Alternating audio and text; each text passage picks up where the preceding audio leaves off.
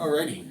Hey there, everybody. It's Tom from the Jungle Trace Sheep, and welcome to episode 2 of Spill the Spiel, and the first episode of this series where I actually know the title of this before we get started, because I am very random like that. So today, our guest is my friend Jad. Hi, I'm Jed. Uh, I've known Tom since elementary school, and then I saw that he was asking if anyone wanted to be in a video, and I'm like, okay, why not? Yeah. So, should be pretty interesting conversation. So, I think let's get started. So, you mentioned the potential pros and cons of like a car-centric society. What do you think about that? So, of course, there's the pros and cons, but I feel that the cons significantly outweigh the pros.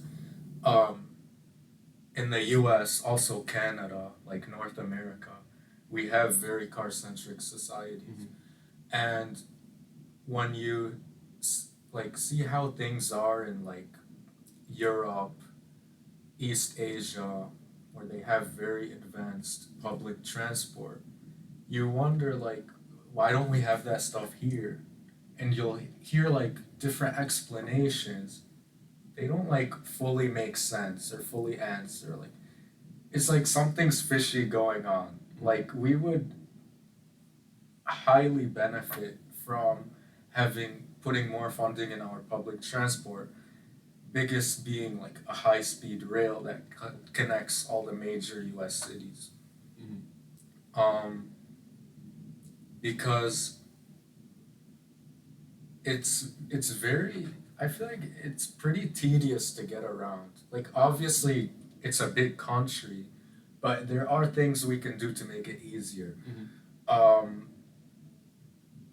for example, if I wanted to go from Chicago to Cincinnati, my two options are take the plane or drive. But it's one of those things, there's locations you want to go where it's kind of hard to choose because it's too far to drive, but it's too close to take a plane and go through security, pay for an expensive flight because flying's the most expensive of the general transports. Wait for the flight, go through all this hassle of the airport just for a 30 to 1 hour flight. But then on the other hand, it's okay, it's a 6 to 7 hour drive. Why don't we have something in the middle, like a high speed train that maybe be 2 or 3 hours? That is much more convenient. Yeah. I'm of a similar persuasion, I suppose, except I think my view on the cars part is maybe slightly different, maybe. I don't know. But yeah, I agree a lot. It's the main function of, transportation in general is meant to, get people from one place to another for various purposes, work, leisure, to see family, all of those different things. And if our goal is to, expedite people's trips and, make sure they can do it as efficiently as possible, it kind of makes you wonder, why haven't we done more in terms of, widespread public And transportation? you want to know why? Yeah, what do you think? Well, I don't think I know. Lobbyists, Yeah, that's... they, automotive industry, oil industry, airline industry, all the industries that would lose money if a high speed rail became a thing, they're all pumping in millions of dollars to politicians,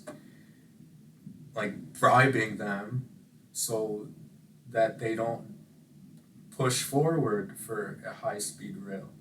Every first world country has generally has a good high speed rail system. France, Spain, UK, Germany, Japan, China, Korea, all of them, we can see how much it benefits people, like their daily lives, how convenient it is. It's so much more affordable. A lot of people in those countries, they don't even need a car.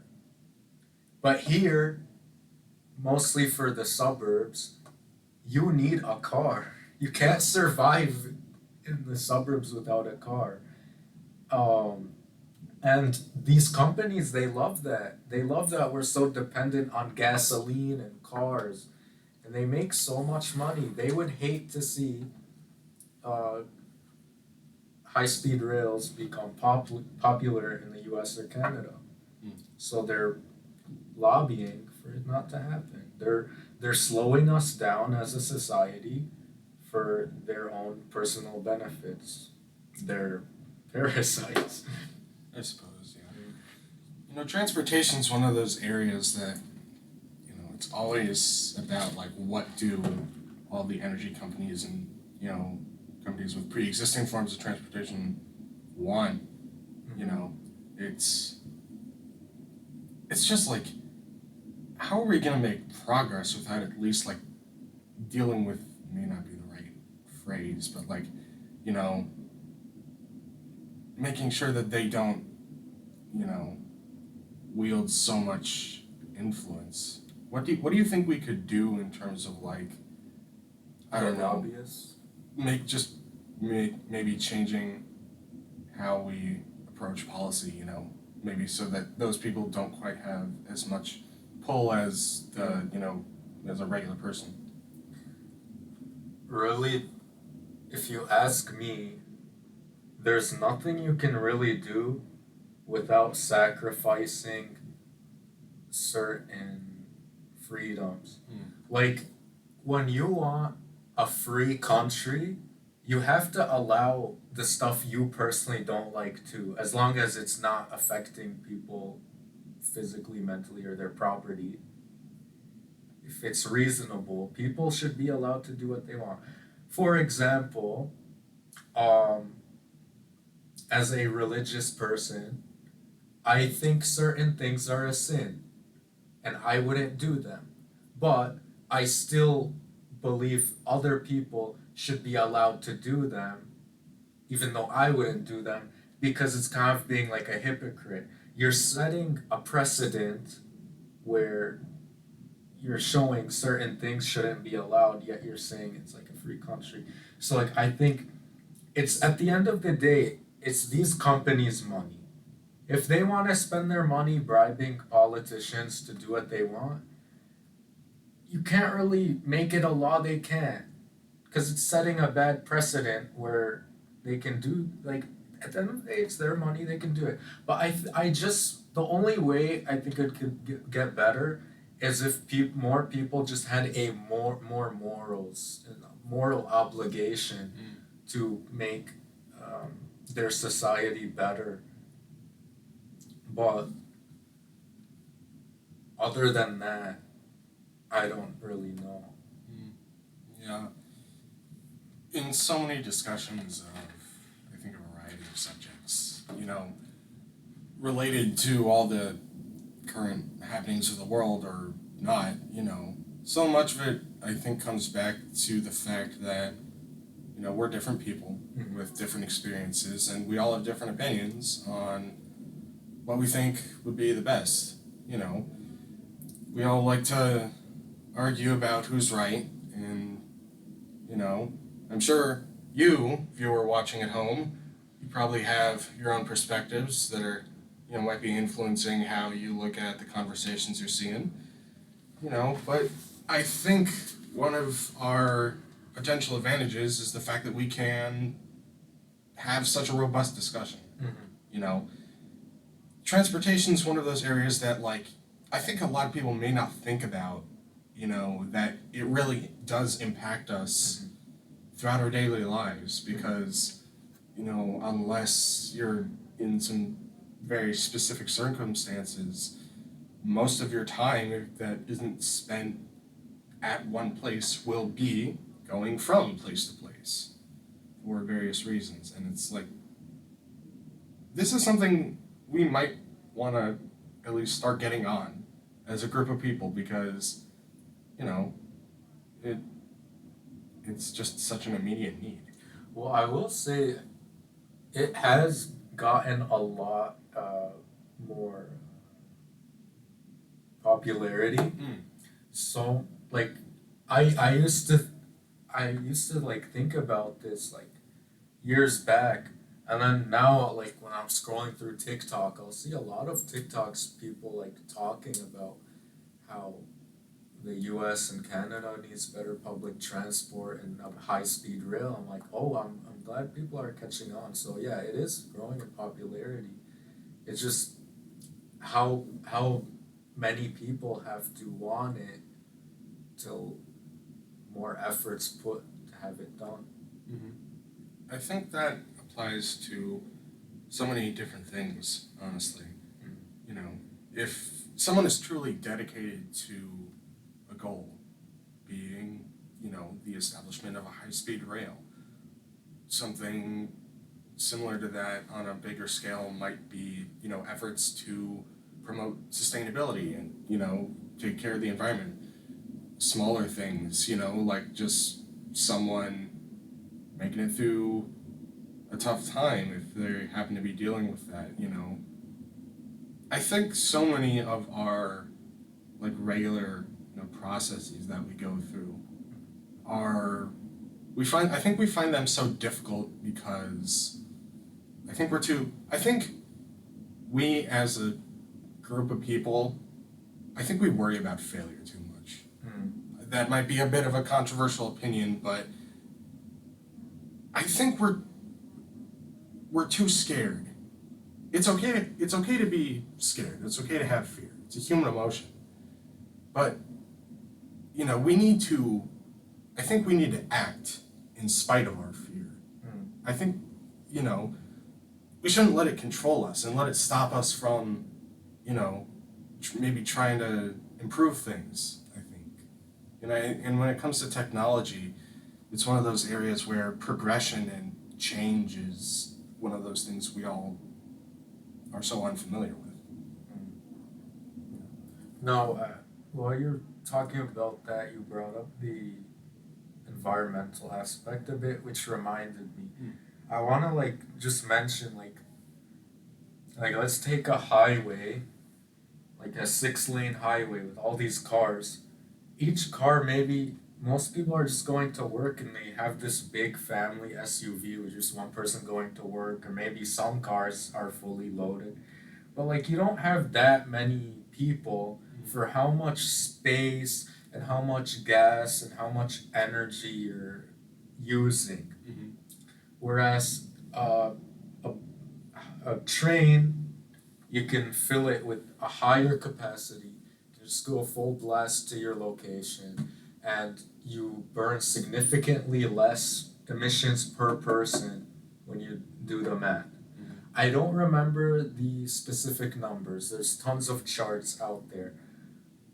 But trains are the most efficient mode of transportation, while airplanes are the most harmful to the environment. Mm. So I I just think on the environment, well, I don't think I know on the environmental aspects as well, it would benefit so much. There's just so many cars on the road, and it's just not an efficient way. I'm not saying eliminate cars, of course not, but we rely on them just so much Mm-hmm. when there's other ways we can go. Yeah. I think what you're saying there about relying on cars. Mm-hmm. If we maybe balance it a little more, rely, similarly on cars, trains, and other forms of transportation.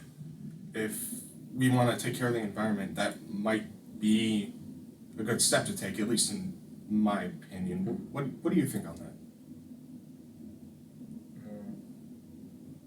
Can you rephrase the question? Oh yeah. Um, what do you think of the idea that we can rely more equally on all forms of transportation rather than solely on cars? Do you think that's a good idea? I or- mean, if you ask me, I think.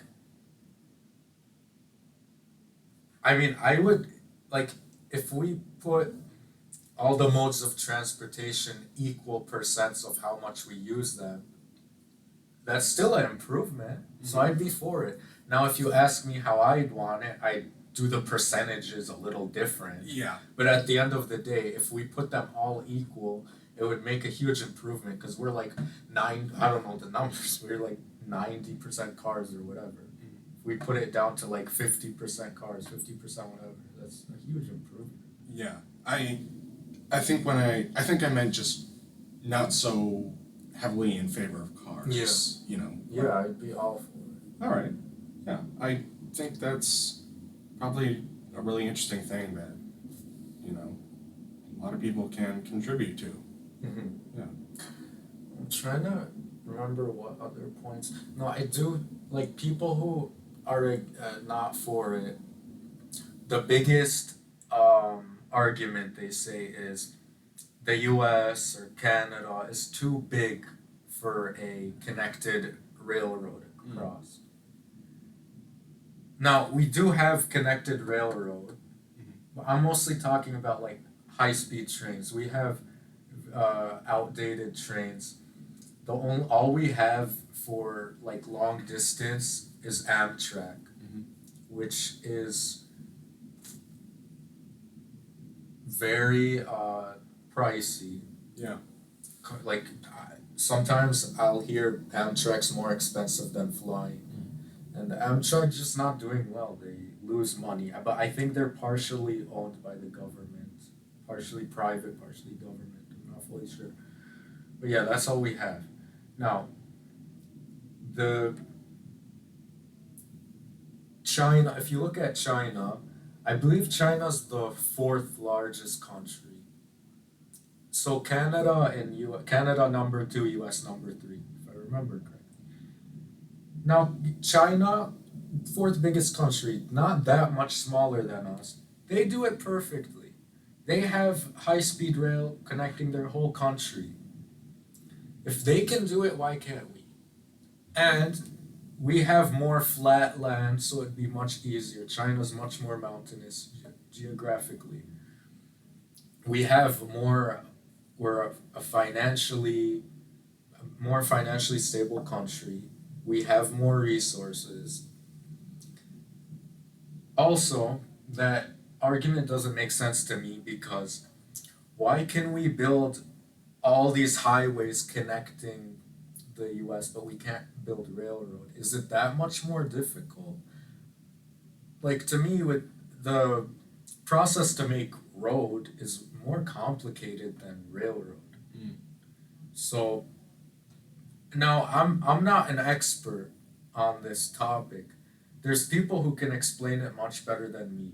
And I've just heard so many people debunk that BS myth where it's like the US is too big for a connected high speed rail. It's just people put these bad arguments because they don't want it to happen. And yeah, it's mostly the oil and automotive and airline industries who would lose money. Yeah. I think if I can kind of wrap up a little. Yeah, I said everything I could remember that I wanted to say about this. All right. Yeah, I think technology in particular, if we look back, you know, historically at all the previous forms of technology that, you know, excuse me, got phased out over time, pre-cars, you know, when transportation was almost nothing like what it is today. When the first cars started coming around, people said, "Oh, this is just complete crap, you know. It's not going to survive, you know. No one's going to use it." And then you look at, you know, the early 20th century, cars exploded. Mostly because of, you know, industry and the assembly line, stuff like that. When you look at other forms of technology, you know, not related to transportation, I think a similar thing holds up. Email. You know, when that started first coming about, you know, when the internet was a baby, everyone said, oh, no one's gonna get used to this, it's gonna die out in like 10 years. And now, email is one of our primary forms of communication, and it's stupidly hard to find a fax machine anywhere. You know, it's so this may end up going down a similar path, I think. Right. It's probably going to be pretty complicated and look a lot different because of, how much society today has changed.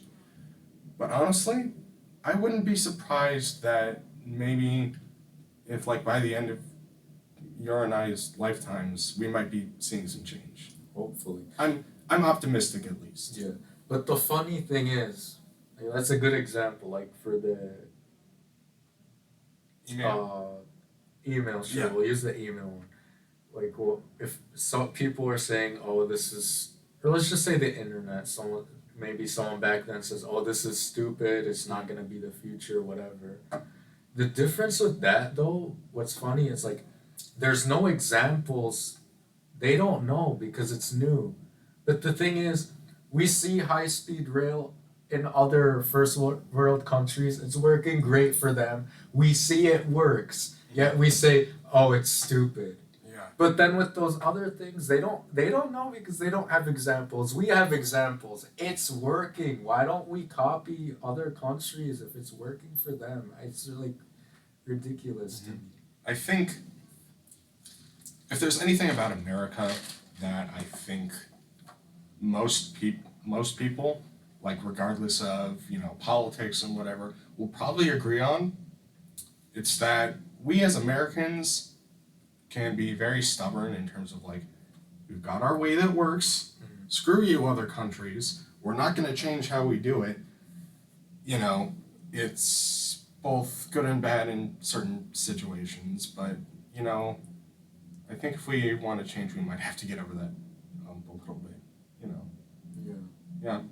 Anyways, you think that's a good point to maybe move on, or do you have anything else you want to say in regards to this Well, topic? also, I feel like I talk too much about trains, but like if I'm like traveling somewhere, like mostly like a town or city, it's so nice when you can just like walk out of the hotel or walk out of the wherever you're staying.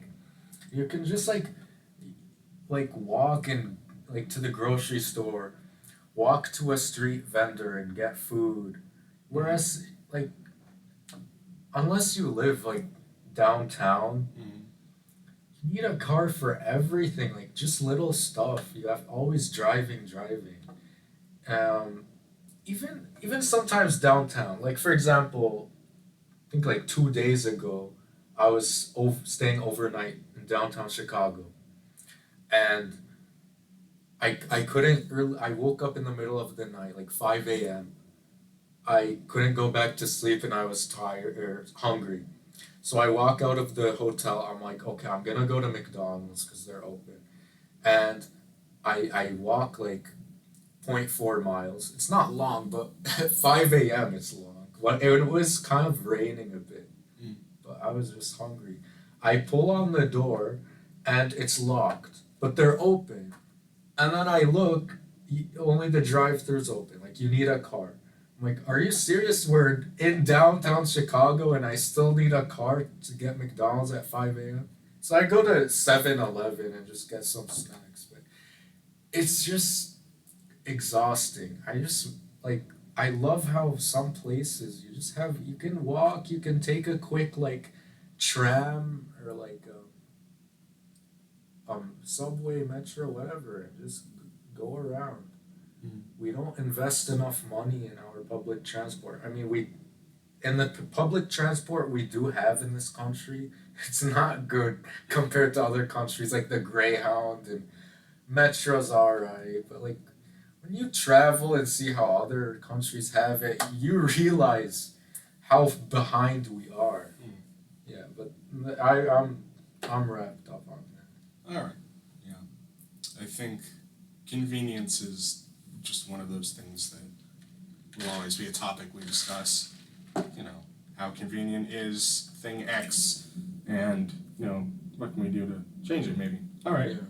So, you want to talk about video games? Yeah. Alrighty. This is. I have lots to say because I like video games. Do you like video games? Yes. Who Alright. doesn't? Yeah. Do you like video games? They probably like video games based on who's most likely watching this video. Yes. Yes. All right. What kind of games do you like to play? So it changed throughout my life. So my first console was the PS2. Now, the PS2 already existed before I was born in '03, but it was we still like my dad got it, and when I was born, we had it for a while, and that's what I would play with. And I just played like random PS2 games like Crash Bash Classic, some random games. This one like jet fighting game. But I really got. I mean, I don't play video games often, but like I got more into video games with the Call of Duty franchise. That's what I played a lot when I was like in elementary school to middle school, like Warfare 2 and 3, the Black Ops, like zombie stuff. As I got into high school, I got more into PC games because I assembled my first like rig. And from then I stopped playing COD. I tried some shooters like Rainbow Six Siege, played that for a bit. But the main thing I got into was I don't know the genre where it's called, but where you have an overhead view and you make orders. Like strategy games? Yeah, strategy game. The main I really like history. Oh yeah. Specifically, my two favorites are probably like Napoleonic and classical period, like Rome, Greece, Egypt, stuff like that. Yeah. Ancient Mediterranean. So there's a franchise called Total War. Oh yeah, I think You know Total War. I think I've heard of it. Yeah. Okay, so they have a fantasy series. I don't like fantasy stuff personally. I only like historical stuff. So they have like different time periods. Like the first one I got was Napoleonic, and you have an overhead view, and there's like tens, like thousands of troops, different units, cavalry, infantry, artillery, and you're all moving them around like strategically to win the battle. And it's just war is bad, but as a video game, it's beautiful. Yeah. All this smoke and this yelling and firing is awesome. And then after that, I played other time periods like Shogunate Japan with like samurai, classical period Rome. What else? And then there's Total War Empire, which takes place in like the early to late 1700s. So you get to like have colonies, and there's like a map. There's a lot of trading and diplomacy, and it's really fun. Besides, like, it's not just always fighting, there's other aspects. And other games here and there. So, yeah. Yeah. I can say I haven't had too much experience with those kind of strategy games, but I am also very interested in history. Those are kind of always something I've considered getting into. Have you played Civilization at all? No, I see it a lot on, like, the Steam store, but I never decided to play it. Yeah. I've heard some stuff about that. Apparently it's one that a lot of people like, so I'm considering it at least. Okay.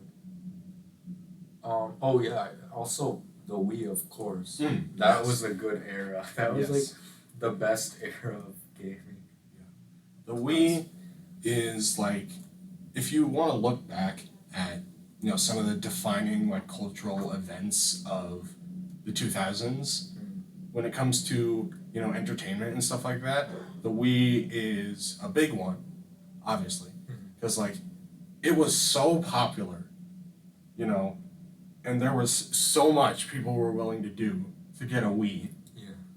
You like rarely meet someone that says like, "Oh, I've never had the Wii when I was younger." Like they exist, but like so little. At least like people I grew up with. Yeah, people around, our age, 20s to 30s, and, sometimes a little bit younger, but, What was your favorite Wii game?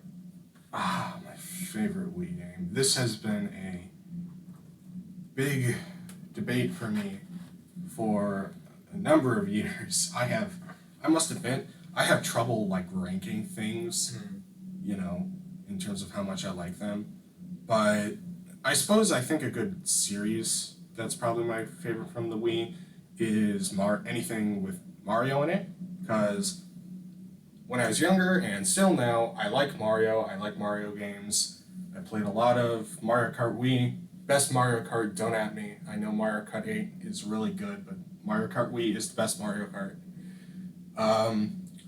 Played a couple of the platformers, New Super Mario Bros. Wii, stuff like that.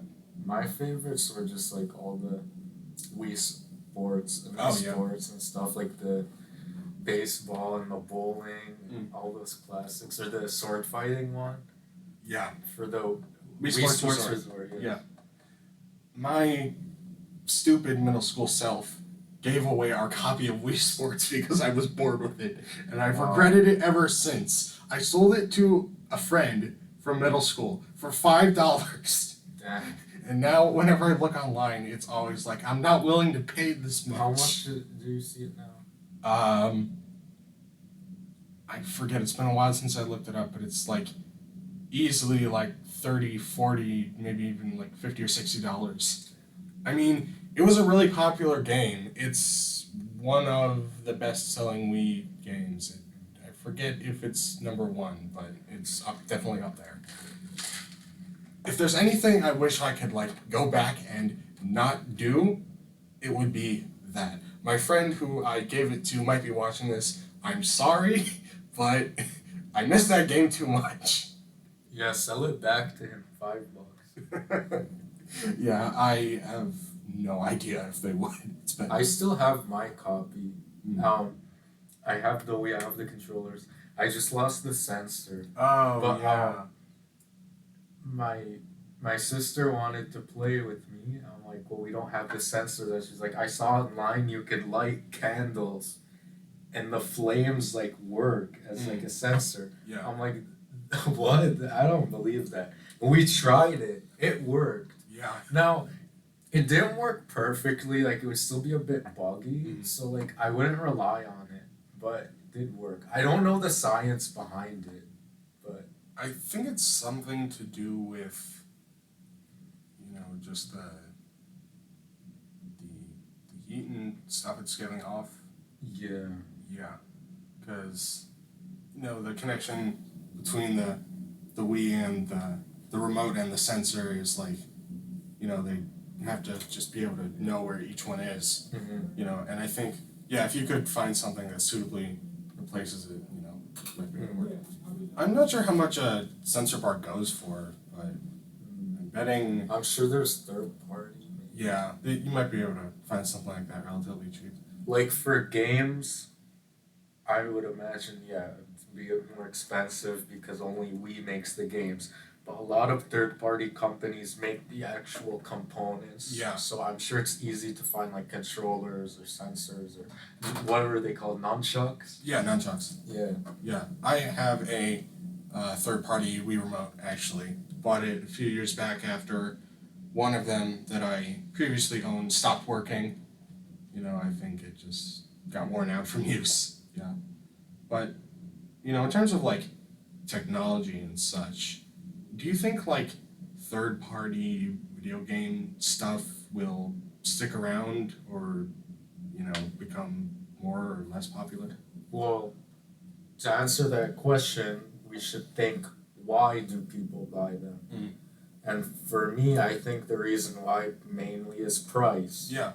So if the first party, the main companies, keep raising prices for controllers and stuff, I think the third party components will grow more. For example, I don't play on PlayStation anymore. I stopped on the 4 after I got into PCs. But I will go to the store just to look around and I'll see PS5 controllers are like $70. Yeah. I'm like, $70 just for the controller. Now, I'm sure there's like technology involved and stuff, Mm-hmm. but definitely see why people would be like, nah, I'm gonna buy the third party for like 40. I'm not spending that much. Mm-hmm. Yeah. So I think they'll stay prevalent, maybe even more. Yeah. I'm definitely on the same page. You know, I think there are a lot of, hobbies and things that have just gotten more and more expensive over time. Yes. Like, I'm a fan of comic books. That's a pretty expensive hobby sometimes, depending on what you want to buy. Cards as well, if there's any fellow Magic the Gathering players out there. You know how expensive buying stuff like that is. Video games is one of those things where, like, there's a solid, like, third party economy, you know, in the background, behind all of the big companies. And, There's so many third parties for like every hobby. yeah. I think it's awesome though, Mm-hmm. because a lot of it just makes it more affordable to people. Like me personally, I have a lot of like expensive hobbies, and if I ever see like a brand that's offering relatively the same thing for significantly cheaper, I'll go with it. Mm-hmm. Like for example, um, when I was younger and I was like really into Legos, I saw that there were like third.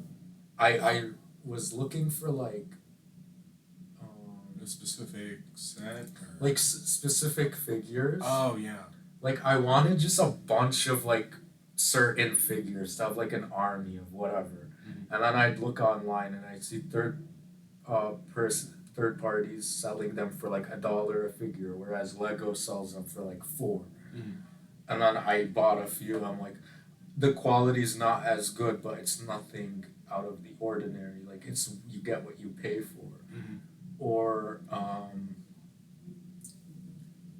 I when I got into PCs, I mean I'm not like some computer nerd, but when I was getting into them, I learned about like keyboard switches. Mm-hmm. And you see all these expensive keyboard switches and people building their own keyboards for like $500, some people for a keyboard, a mechanical keyboard.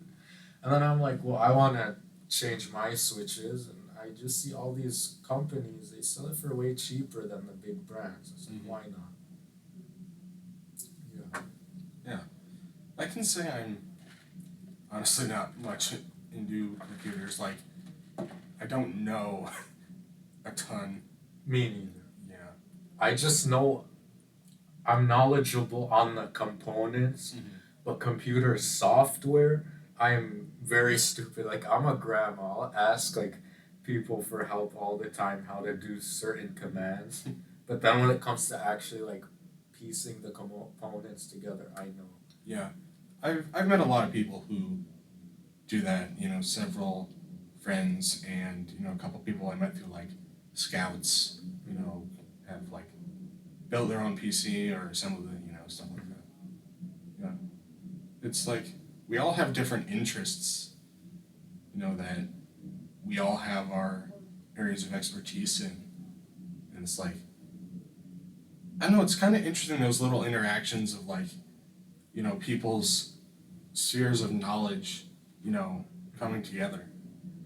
Yeah. Like a person who knows a lot about video games can talk to a person who knows a bit about like technology, PC wise, in terms of like how they want to build their system for, a particular kind of game or something like that. That's why I personally get into so many things. Like I try my best to learn little stuff about like every interest. It's like every time like I'm talking to someone, I can have a conversation. Like I can't go into details, but I can like continue the conversation. Like for example, if a girl wants to talk about makeup and you don't know anything, what are you gonna say? So I like to learn about everything, and it's just such a good life skill to have. And when people see that, like, they appreciate it. Like, people love to talk about themselves and their interests. We all do. Mhm. But then sometimes, like, the person you're talking to just doesn't know what to say and it gets awkward. Yeah. I think that might be a good segue, actually, if we want to move on to our third thing. Mm-hmm. You know, so talking about sort of the meaning of life, we all have our own experiences Mm-hmm. when it comes to just so many different things, you know, and we all have our own definition of like what life is. Mm-hmm. And one thing that kind of not bothers me, but one thing I've been thinking about for a long time is if everybody has their own perspective on what life is, what it might mean, then what might we end up doing if we ever find any definitive evidence, if we can define it, find any of that? That's actually very interesting. Imagine that. Like, all these countries with different governments, different morals, different opinions, like, we get sent down a definitive answer and then everyone just all agrees. That would be, like, insane. Like, it reminds me of a story. I was in the car with friends and I brought my laptop to our hangout. And they're like, "Why do you bring your laptop?" I'm like, "Oh, because I need to finish this essay because it's due at 12. Once I'm done, I'll be ready." And they're like, "What's your essay about?" And I was explaining how I had to talk about microchip embargo from the U.S. to China on certain more advanced semiconductors, and how the Chinese government is angry about it. And my friend's like, "Bro, I don't understand why China always has issues with people, or like why they always have to like cause issues." I don't remember verbatim, but something along the lines of that. And I told him, I'm like, "Well, how do we know we're the good guys? Like, we're not the main characters. China thinks we're the ones causing all the issues and they're the right ones. Like, everyone has different morals." And he also said, like, "I don't get why all governments always have to have drama. The drama starts because all of them, they don't agree what's right. They That's why. Like, we can't expect everyone to follow our morals. Mm-hmm. We think we're right, but not everyone does. So I think if like we had a definitive answer, it would eliminate so many conflicts." Yeah, I definitely agree. I think there's also potential if we did for people to reject it. You know, I think about it and it's like, what happens if we finally find out something, but someone somewhere with a lot of power or a lot of influence just says no? It's like, we know perhaps one of the most defining pieces of information that we've been looking for so long, and we've come up with so many different explanations for why, and someone just says no. Could you give an example? Um, Like, not from history, like a scenario, hypothetical. um, I'll make it generic. Okay.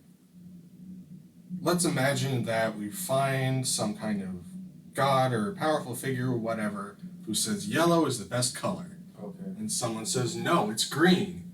And,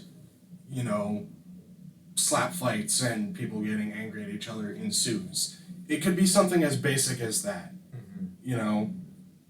But what stops you from just not listening, just keeping keeping it in your head? I don't know. Like, for example, let's say a certain religion was proven 100% to be the right religion, and then there's some, like, government officials who's like, "No, it's wrong. You have to listen to me." Like, I don't care. I'm just gonna privately practice. Yeah, that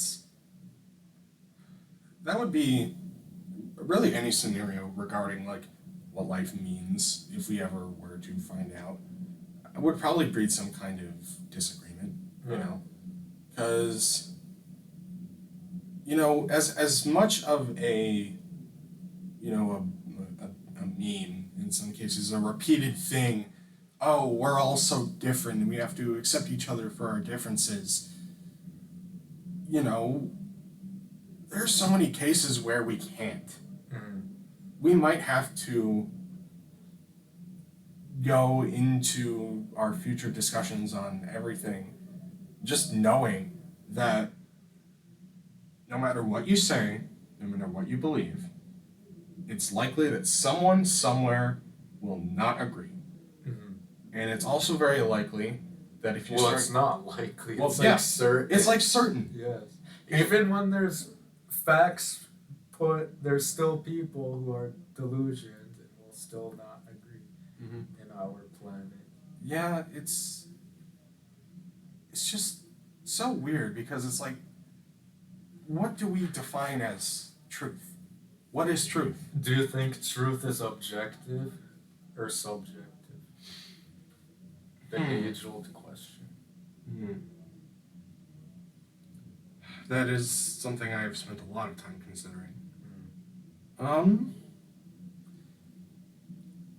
I think there are things that we are definitely capable of knowing are valid, no matter what perspectives we hold on other things. A lot of people tend to talk about, like, people bring up gravity a lot. I think there's a lot of scientific information, particularly, stuff like that we can observe directly in a bunch of different conditions that I think we can say tentatively, we know this to be mostly certain. Of course, there's always some weird backdoor explanation for why, but I think there are some things that we can say are definitive, some things that we can't. It all depends on what information you think is important. Right. But I still didn't form my opinion on this, but there are people like who, even if there's something that most people would say is like definitive truth, they say no, that's still subjective because like they'll explain for multiple reasons. Like even they'll say this mouse being on the table is still subjective, and then they'll say something like, I don't know, how can you prove this is a table?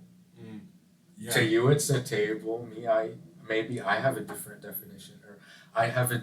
How do you know it's touching? What does touching mean? I have a different definition. Like stuff like that. I'm probably not explaining it well, but Yeah, I think I know at least a little bit of what you're talking about. I'm into like weird existential stuff, weird questions like that. Like, how do we prove, independently that something exists the way it does? How do we prove that this is a table? I suppose my answer, my input to a conversation like that would be, it doesn't matter what it's called. Table is just a word that we used to start defining this object that is a platform that usually sits on the ground and we put objects on it. It's kind of like, it's like a weird thing with how we consider language, because people start asking, why is this called this for some philosophical reason? In my opinion, it's a little bit more connected to evolution and biology. How we, the whole reason we developed language in the first place was to be able to communicate. Like, oh no, there's a big scary animal over there. We need to run away. So we, developed certain vocal signals, and eventually that evolved over time into language. It's, why do we call any of these objects by the names we do? It's because we needed some reference point. If we're asking, how do we know that's what it is? It's like, why are we asking that question? Because, like, we know why things are called what they are. It's because we needed something to call them. The, those words themselves may not necessarily seem the most, interesting particularly, but Well, I'm not like saying why we name things a certain thing. yeah, But I know sorry, you. I got a little carried away. Yeah, but I should look more into it. But there's like really interesting ways how people explain why things you can obviously see is like you literally think it's the truth, why it's still subjective. I can't really give good examples because I researched it like a while ago, but it's very interesting. It really makes you question things. Yeah. There's one example that I actually just thought of. Mm. Have you heard of I forget exactly what it's called, but it's like the particle slit experiment or something like that? Maybe I know of it, but not by name. What Yeah. is it? Basically, I forget the exact setup, but there were some researchers were basically testing, like, you know, what happens when they basically were looking into, does something change about, a particle based on if it's observed or not. Oh. Yeah, and Does this have to do with that stupid thing where it's like if no one's looking and a tree falls, it makes no noise? Sort of. It's a little different. Basically, that they would shine. There was like a light projected onto, like a thing that would make a silhouette, and they were like, based on whether or not the particles were being observed, there were two slits in this panel, like two little openings that the particles could like go through to the other side, and they would make a pattern, on the screen, beyond it. And based on whether or not someone was looking at it, somehow was related to which slit the particles went through. What? Were they able to explain why, or they had no Yeah, idea? I don't exactly remember. It's been a while since I've looked this up. I know we learned about it in my physics class, at least one of my science classes, but stuff like that is just so weird. It's like, how, this is gonna get a little existential, but like, how do we know anything? Right. How do we know stuff? How do we know information? We don't, so we should always just take the most reasonable ideas. Just play it safe. I suppose. It's kind of like how I am with life. Like, we don't know what happens when we die, so I play it safe. I follow a religion and it just makes the most sense to me. So yeah. Yeah. I'm of a similar perspective, I suppose, except I'm not sure I'd really call myself religious per se. I think so many people say, life is what you make of it and whatever, but I think that's a phrase that we repeat a lot, without stopping to consider what it actually implies. I think life is really what you make of it in whatever way you want. Someone can live whatever kind of life they want. If we don't know what comes after or the real meaning of it, we may as well just try to make the best of what we've got. We're sitting on a tiny blue dot that's just moving through a massive space that we can't even begin to comprehend. And it's like, what are we doing here? We know that our time here is going to end at some point, so we may as well try to have some fun before we go. Within reason. Within reason, of course. We have rules and laws for a reason. Of course, we can debate them and figure out exactly what we want to do. But, my perspective on life is very much, you know, we should make the best of the time we have. Because who knows if we'll ever get something like it again. Do you believe? Well, just want to mention, like, I totally understand how people. That's like the more positive, optimistic look at it. Mm. I unfortunately have the more pessimistic look, simply out of fear. For me, it's like people say, yeah, have fun because you're maybe waste your life. For me, it's like, well, I don't. What if hell's real? Mm. What if all the major religions are correct and then I die and now I'm screwed? Like, I can't redo it.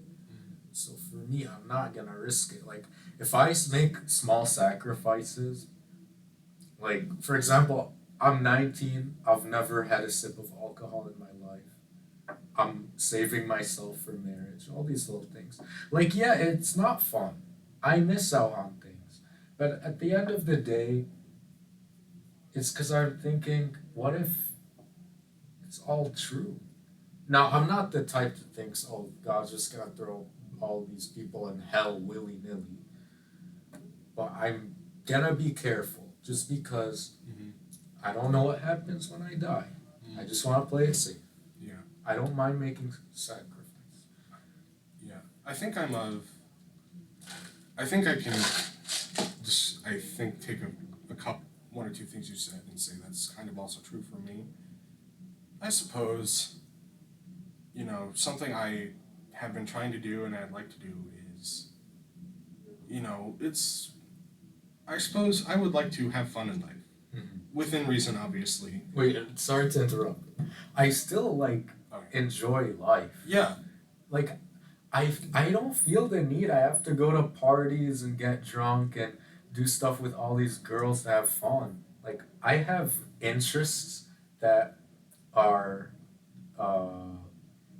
allowed by religion, and I still enjoy life. But yeah. Yeah, I think, and one of the things I would say is, you're doing that is not having any real, I think, negative consequences for anyone. So that's up to you. Yeah. I mean, if you want to live your life that way, that's completely fine. I mean, people always say do what makes you happy, but this makes me yeah, happy. that makes you happy. Yeah, I don't think we always have to do what most people would. Yeah, everyone has different things that make them happy. Yeah. Some people, they're like, bro, I could not imagine doing what you do. Like, bro, if I never did all X and X, my life would be so boring. Well, that's what you find fun. I find completely different things than you fun. I don't need to do those things to feel like I'm living my life. So I get kind of annoyed. Like, people try to make me feel like I'm missing out. They try to make me feel bad. It doesn't work. I'm happy with myself and my life. But they do try. They put their mold onto me. Yeah. So I wanted to ask, so do you believe in a creator? This is a complicated answer for me. I suppose agnostic would be the best term, especially from my time experiencing a lot of media, because, well, for one thing, I was not raised, religiously or anything. Like, my mom and her family, they were Catholic when she was growing up. They, went to church every Sunday, and, they prayed a good bit, and, other than that, it wasn't too much. But my parents didn't really raise me in that way. They taught me to try to be a good person, and all. So I didn't grow up believing, or at least thinking that there was a definitive yes or no in terms of is there a God? I suppose I am open to the possibility. I recognize that if there is some figure out there, some deity, force, whatever anyone wants to call it, that governs the way we live, in my opinion, and of course I understand completely why other people disagree, it could look like or operate under whatever rules. It's a pretty scary thing to think about, I admit, especially because I'm a fan of Lovecraft, and there's a part of me that dreads the possibility that Cthulhu is the one who governs all of us.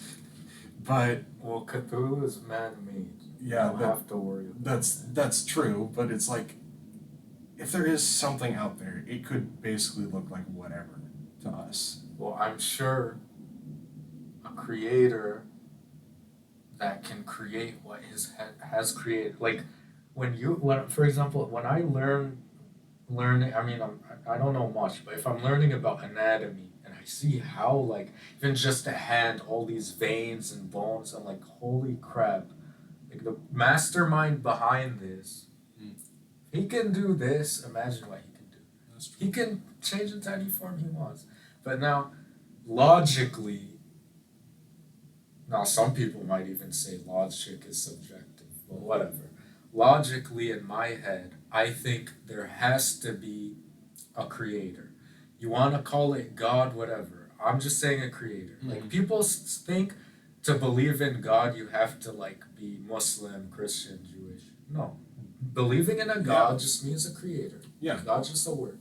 So, if you have something like this mouse, it had to be created, correct? It just appeared. Yeah. And the thing that created the mouse also had to be created. And the thing that created the mouse had to be created, correct? I suppose so. You keep going down that line, but it cannot have has to have an end, I mean. Has to, because it cannot go on for infinity, like maybe an atheist would say, because infinity has no start and no end. This is the end. We have the end. So it has to start somewhere. Now someone would argue, no, it's not the end. The mouse can do something else. It doesn't have to, though. It doesn't rely on it. I suppose It can. We can just leave the mouse alone, and nothing. The cycle can end right there. Leave the mouse. The cycle can end. But again, infinity does not have. Okay, I'm getting so complicated. Infinity You know is what boundless. I mean? Yeah, infinity is boundless. So there has to be a creator, logically. Yeah. I suppose I'm open to the possibility. I think, based on my own looking into things and my own knowledge, I wouldn't be surprised if there is something that led to the creation of our reality. Well, let me ask you this. If you had to make a decision right now, like, which do you lean more towards? A creator existing, or everything just happened out of nothing? I'm in the middle, because because saying that there is not a creator, at least for me, does not necessarily mean that we just came from nothing. If there is anything that I wish a lot of Christians in particular would maybe try to understand a little bit better, it's that's kind of a simplification of what a lot of people say. I'm not gonna get into all that. I mean, we all hold our own perspectives and all, but, like, if there is something out there beyond our understanding, regardless of what it is, if it's a creator or something else, maybe we just aren't able to come up with its conception in this reality. The way I like to think of it, we are more complicated than animals. Yeah. An animal, like a dog, doesn't understand what this is. We have a much better understanding of what this is. Yeah. We might be able to show it to them and have it play something, or they might recognize a picture, but they don't know what this is. I suppose my consideration is, why isn't there something out there that is above us, that has some increased capability over us, that might have created all of this around us? What if we aren't able to understand it? Yeah, we're not. Yeah, and I think I've kind of made peace with that, the possibility that that might be true. Because I've spent so much time with so many stories and so many different ideas of what that could be, and I'm like, you know what? Even if once I'm in the ground, I wake up somewhere and it's like, oh no, I'm chained up and being tormented for my sins. At least the time I spent here in this world was well spent. And I think that's one thing that motivates me a lot. You know? I can understand that, but me personally, I don't think like that. Yeah. And, that's completely up to you. Mm-hmm. I do not think anyone should be held back from thinking whatever they think. Mm-hmm. I think despite our differing opinions, our ability to exist and communicate and be friends is something we should value. Yeah, like you said earlier, like it doesn't affect me like badly if you have those opinions. Mm-hmm. But it's nice to just put them on the table. Yeah. Our time is coming up right now, but on one last note I would like to make, I think what you were talking about, the variety of perspectives, is something we should consider important. I think a lot of people do, because it's like we can exist with each other, sitting down and having a conversation, independent of all that. And I think that's a good note for us to close on. So anyways, thank you for, agreeing to this conversation. Mm-hmm. I'm very glad we did it. Thank you for having me. Yeah. Anyways, this has been episode 2 of Spill the Spiel. This has been Tom from the Jungle Tree Sheep. Thank you, Jad. Mm-hmm. And I will see all of you guys in the next video. Bye-bye.